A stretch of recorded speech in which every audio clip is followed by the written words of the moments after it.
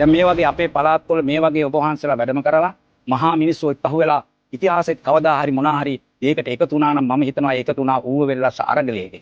මේ රට අධිරාජ්‍යවාදීන් මුදව ගන්න මේ විදිහට ඒ කාර්යයට හිටපු ස්වාමීන් වහන්සේලා වැඩම කරන්නේ නැති. එක්කවුවෙත් මිනිස්සුන්ට ශක්තිය දෙන්නේ. දහස් ගණන් මිනිස්සු එන්නේ නැති සුද්දන්ගෙන් මේ රට බේරගන්න. අන්න ඒ වගේ අද තත්ත්වයේදී ඔබ වහන්සේලා ඒ પરම්පරාවේ ආදර්ශයේ ගුරු කොටගෙන අද මේ බිමට ඇවිල්ලා මහ පොළොවට ඇවිල්ලා දුෂ්කර පළාතකට ඇවිල්ලා මේ ඇලට බහැලා අමුණට බහැලා ඔබ වහන්සේලා මේ ලෝකෙට පෙන්වුවා ශක්තියක් මම හිතනවා මේවා රටේ ලෝකේ ජනතාව දකිනවා. ඉතින් ඒ අයගේ තව තව ශක්තිය මේවත් එක්ක එකතු වෙන්න ඕන කියලා මම විශ්වාස කරනවා. අපිට මේ රට ප්‍රතිනිර්මාණය කරන්න පුළුවන් අපේ හාමුදුරුවෝ. ජනාධිපති අනුර කුමාර දිසානායක සහෝදරයා අපිට දීපු අභියෝගය තමයි මහකන්නේ මිනිස්සු වැඩ කරන්න. බඩගින්න තියන්න බෑ. දරු පැටවුන්ට ආහාර ටික දෙන්න ඕන. අපේ හාමුදුරුවෝ වගේ මම එදා ජීවා ඔබ වහන්සේලාට අපේ දායක ඇත්තෝ දාන ටික අරගෙන පන්සලට ගෙනත් දෙන්නේ. පින්ඩපාතේ වඩිනකොට පාත්‍රයට දාන්නේ.